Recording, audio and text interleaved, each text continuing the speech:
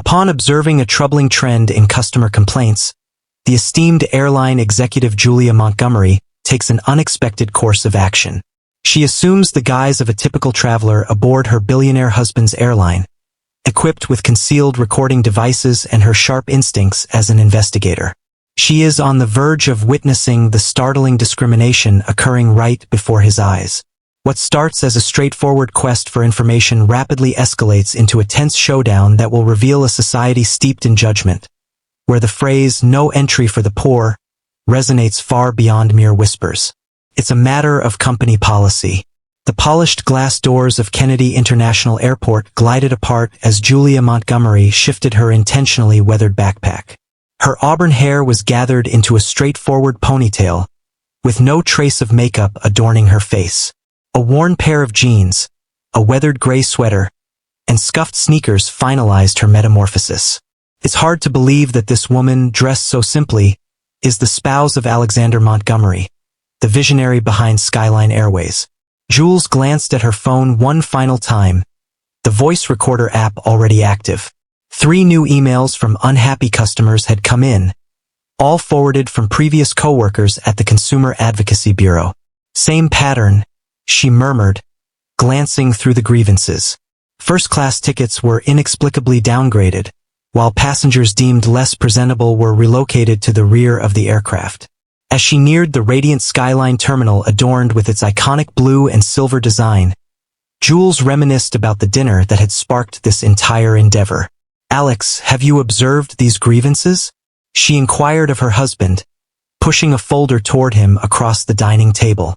He hardly lifted his gaze from the acquisition paperwork. "The HR department is responsible for customer service, Jules.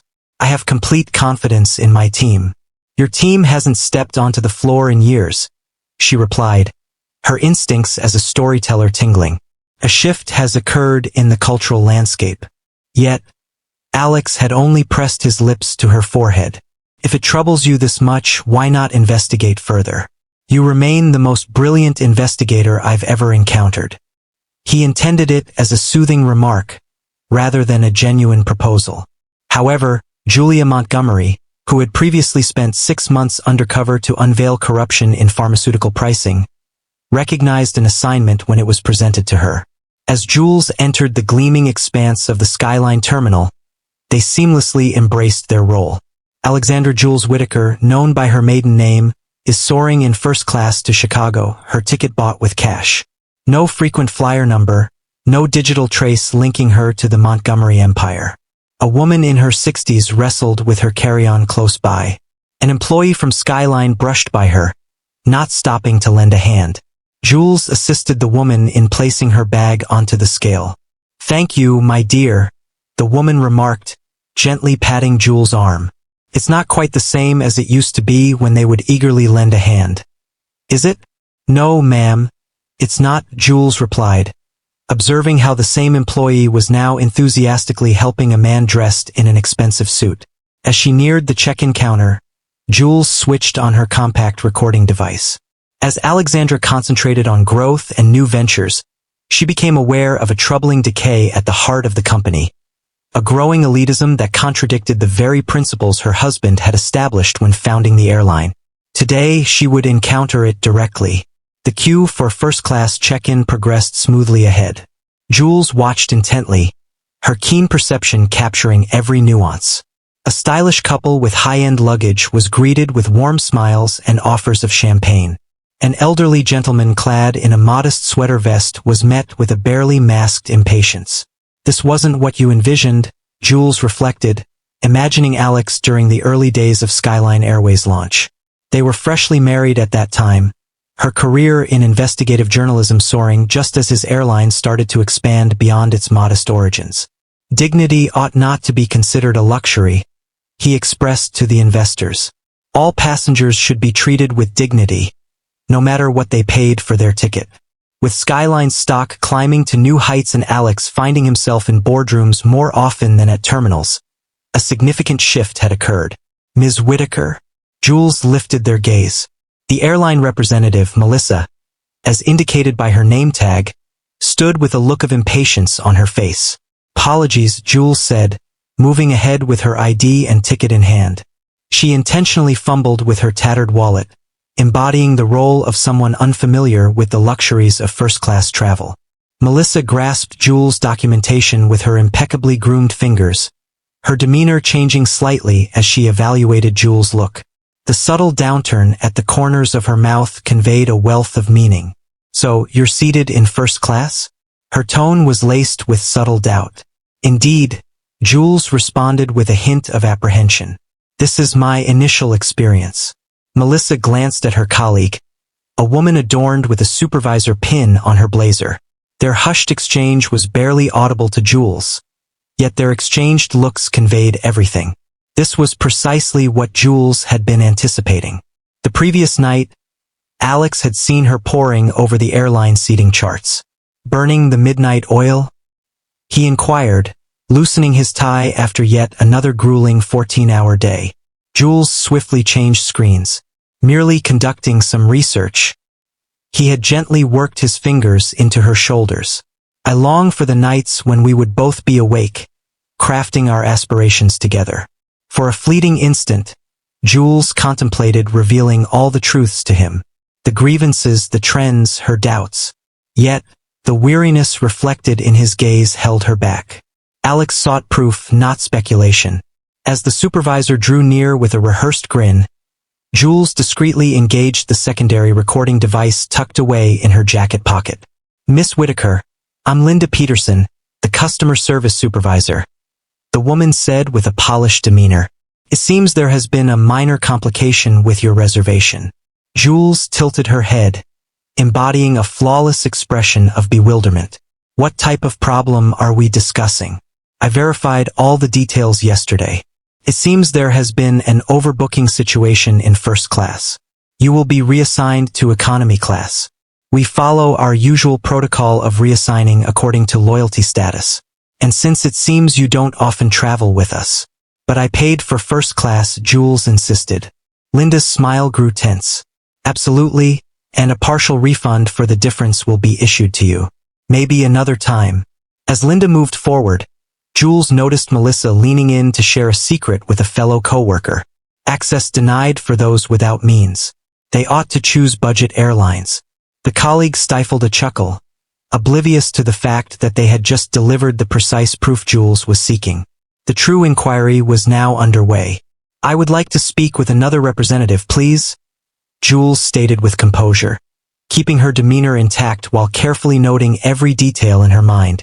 Linda's posture became rigid, her measured breath revealing her annoyance with a challenging customer.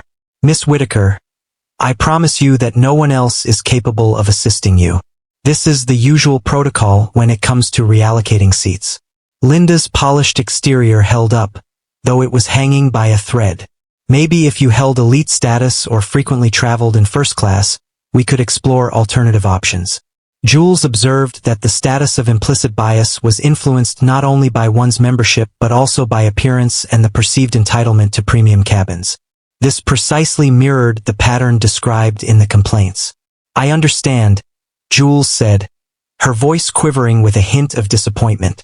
"I put in the effort to save for this experience. It was meant to be extraordinary."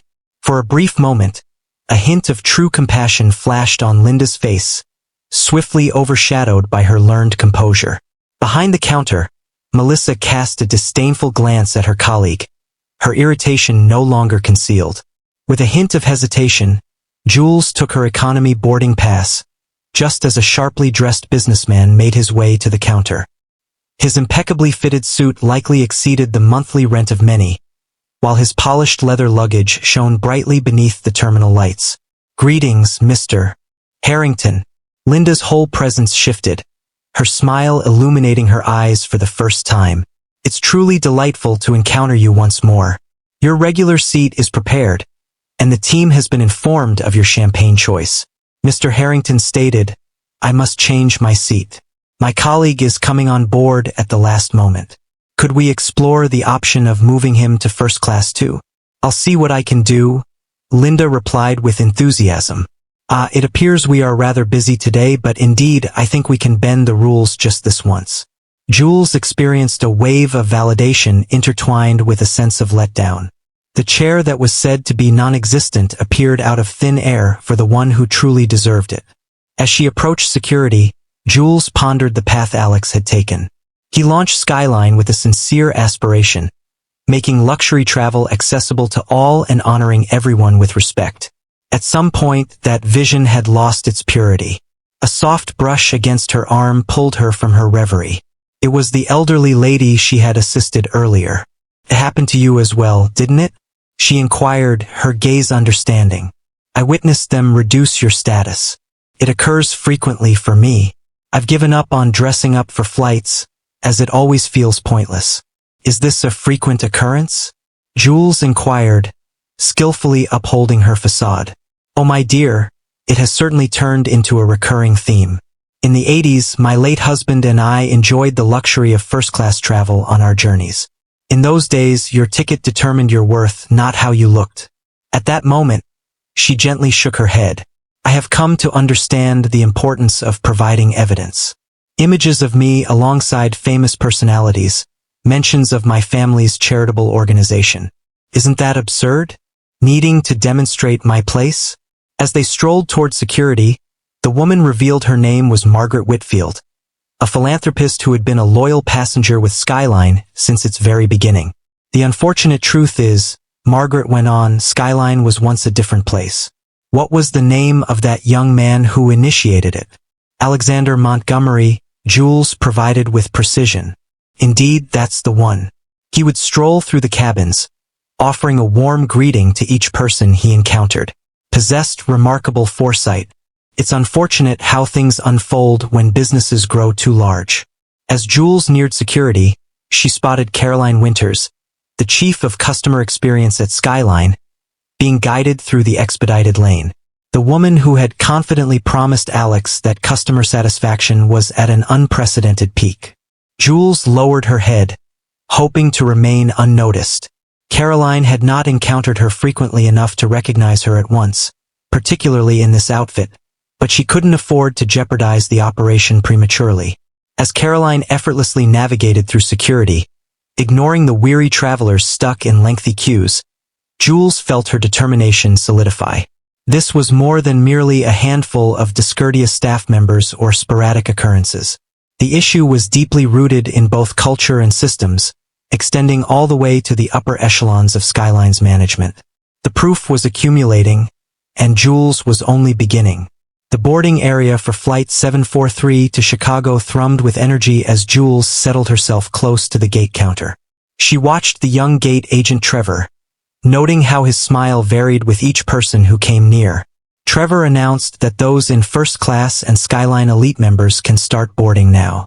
Jules observed Linda, the check-in supervisor, as she emerged from behind the gate.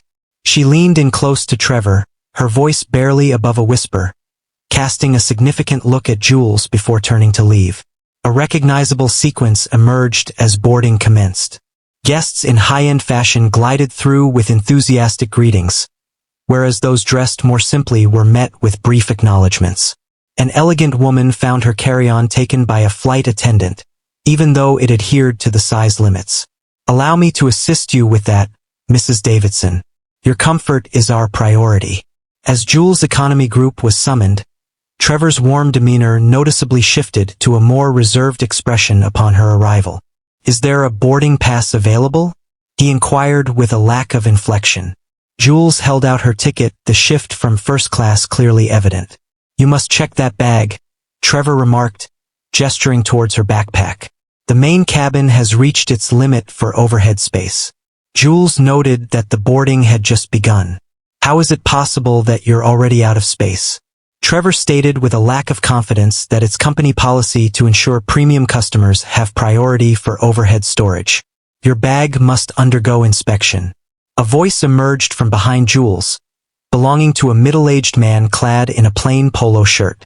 "Excuse me, but I noticed you allowed several larger bags to pass without any remarks." Trevor's polished facade faltered for a brief moment. "Sir, I am adhering to the established company procedures. If you have any concerns, please feel free to reach out to our customer service team."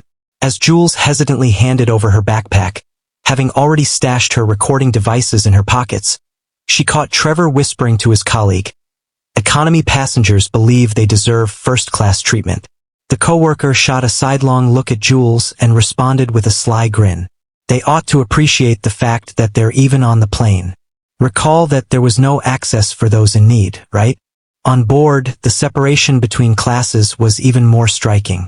The cabin exuded an air of elegance, bathed in gentle illumination, with luxurious seating inviting relaxation, while attentive staff presented warm towels and refreshing beverages to guests.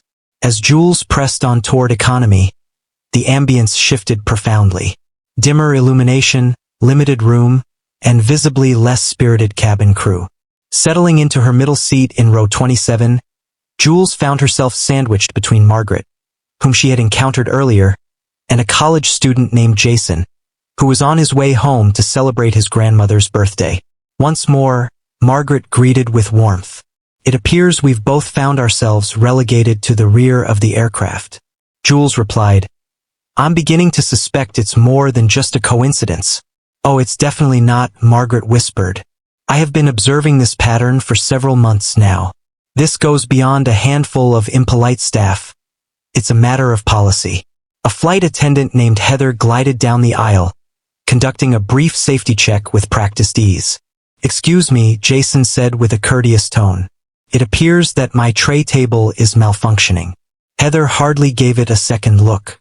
"We'll file a maintenance report after landing," she said, brushing it off as she continued on her way. As the plane glided toward the runway, Jules received a message from her source within Skyline's corporate office. Discovered an internal memo from Winters. The implementation of Project Appearance Matters took place last year.